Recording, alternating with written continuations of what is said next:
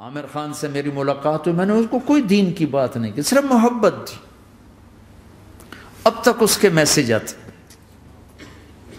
کہ میں زندگی میں کسی سے متاثر نہیں ہوا، تم پہلے آدمی ہو جس سے میں متاثر ہوں، میں نے کوئی جادو کیا، صرف محبت۔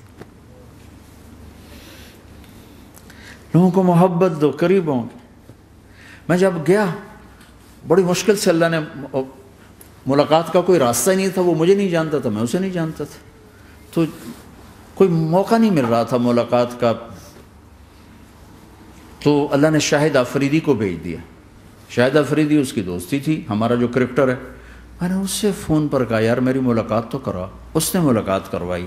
تو اس نے مجھے کہا آدھا گھنٹہ ہے، آدھا گھنٹہ۔ جب میں پہنچا میکسیمم پونا گھنٹہ، میں کہا ٹھیک۔ میں گیا تو وہ سہما ہوا چہرہ کہ بھئی مولانا آ گیا، پتہ نہیں کیا کہیں گے، بھئی یہ تو کیا کر رہا ہے، تو حرام کر رہا ہے، ناچ رہا ہے، گا رہا ہے، توبہ کر، ابھی تیرے لیے دوزخ کا فیصلہ ہو جائے، پتہ نہیں کیا ہو، وہ ڈرا ہوا سہما ہوا تھا۔ تو میرا ایک دور کالج لائف تھا، میرے اللہ نے مجھے ہدایت دی، اور میں 3 دن کے لیے میں اس دوست کو، اس کی نسلوں کو دعائیں دیتا ہوں جو مجھے زبردستی پکڑ کے لے گیا۔ نہ میرا تبلیغ سے کوئی تعلق، نہ واسطہ، نہ میں کوئی ان سے متاثر۔ ایک لڑکا تھا، بنگالی تھا، گشت کرتا تھا، لیکن میں اس سے ذرا متاثر نہیں ہوا۔ میرا دوست متاثر ہو گیا تھا، تو میں تو ان کے قریب سے نہیں گزرتا تھا۔ تو وہ اور میں اسکول میں اکٹھے آ رہے تھے، کالج میں اکٹھے آ رہے تھے، تو وہ متاثر ہوا، وہ 3 دن کے لیے جا رہا تھا، تو مجھے بتائے بغیر میرا ہاتھ پکڑ کے لے گیا، مجھے کام ہے چلو میرے ساتھ، اور میں اس کو انکار نہیں کر سکتا تھا، یہ میرا اس کا تعلق تھا۔ اب بھی اسی طرح بھائیوں جیسا تعلق، میں اس کا احسان ماں، مجھے زبردستی لے گیا۔ ہمارے پنجابی کی مثال ہے، کبے نو لت لگی وہ سیدھا ہو گیا۔ وہ جو ہوتا ہے ہنچ بیک ہوتا ہے نا، اس کو کسی نے لات ماری تو وہ سیدھا ہو گیا۔ مہربانی بھائی تیری لات سے میں سیدھا ہو گیا، تو مجھے تو وہ کبے والی لت پہ گئی۔ تو اللہ نے مجھے اس طرف لگا دیا۔ اور جب میری کالج لائف، میں نے کالج کا بہترین سنگر تھا، اسکول کا بہترین، یہ جنید جمشید کیا ہے جو اس زمانے میں یہ سارا کو اٹھایا میں نے سارا کیا ہے۔ تو اب وہ بیچارہ ایسے بیٹھا ہوا، تو میں نے اس سے بیٹھتے فلموں کی باتیں شروع کر دی۔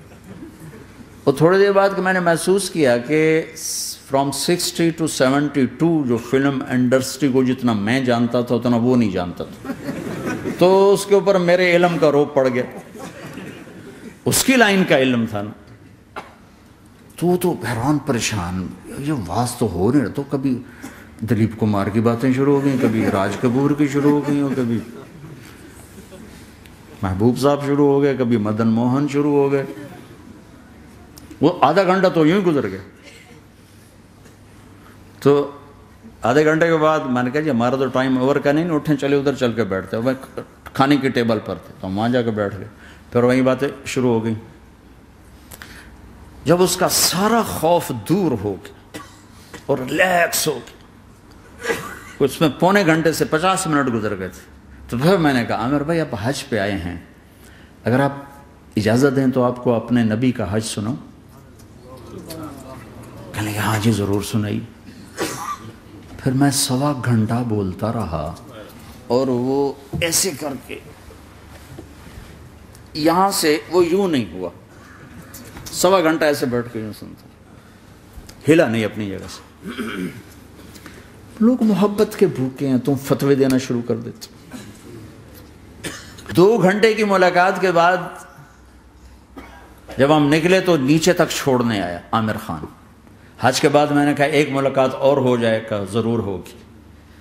پھر اس کا میسج آیا کہ میں مدینے چلا گیا ہوں، معذرت چاہتا ہوں۔ میں نے کہا میں مدینے آ جاؤں گا، میں مدینے پہلے ہو آیا تھا حج سے پہلے۔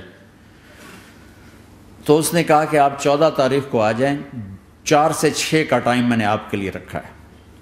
تو میں جنید اور ایک اور ساتھی ہم دوبارہ وہاں چلے گئے 4 بجے، 4:15 ہم اس کے ساتھ ہماری سٹنگ شروع ہوئی، 4:15 سے 10:15 تک 6 گھنٹے مسلسل، اور اس کے ماتھے پہ ذرا نشان نہیں آیا کہ میں بور ہو رہا ہوں۔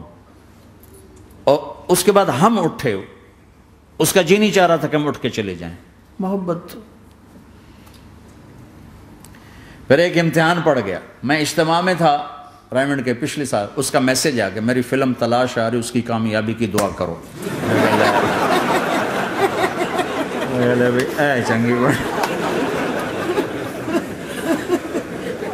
میں نے کہا اب کیا کروں؟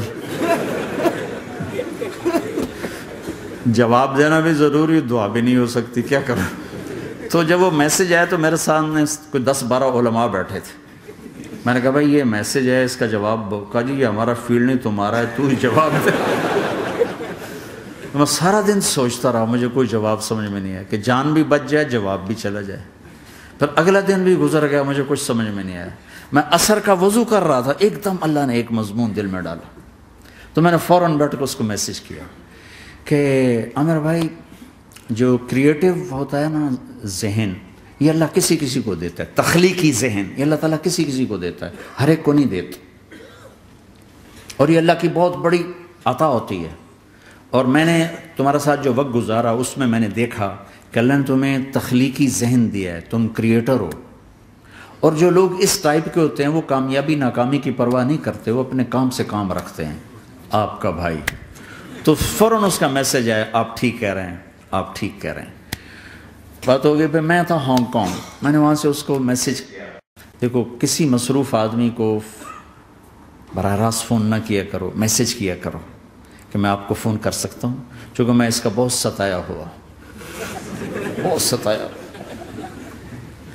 تو میں نے اسے میسج کیا کہ میں طارق جمیل ہانگ کانگ میں آپ کو فون کر سکتا ہوں، میں آپ کو فون کر سکتا ہوں. میں ہمیشہ اسے، اب بھی میرا فون پہ رابطہ ہے، میں پہلے اسے میسج دیتا ہوں میں آپ کو فون کر سکتا ہوں. اگر اس کا جواب نہ ہے پھر میں نہیں کرتا ہوں. کبھی وہ خود کر لیتا ہے، کبھی وہ میسج دے دیتا ہے کال کر لیں. تو تھوڑی دیر بعد اس کا فون آ گیا کیونکہ میں اس وقت دلی میں ہوں، کانفرنس میں تھا. تو میں نے آپ کا میسج دیکھا تھا، میں اٹھ کے باہر آ گیا ہوں، ابھی آپ سے بات کر کے پھر میں جاؤں گا. تو اسے باتیں کرتے کرتے کہنے لگا آپ کی دعا سے میری فلم کامیاب ہو گئی. میں کہا یا اللہ میں کوئی نہیں کی تھی تینوں.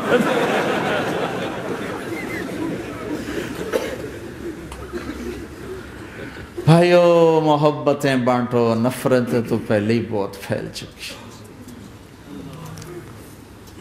نشہ پلا کے گرانا تو سب کو آتا ہے، مزہ تو تب ہے کہ گرتے کو تھام لے سب.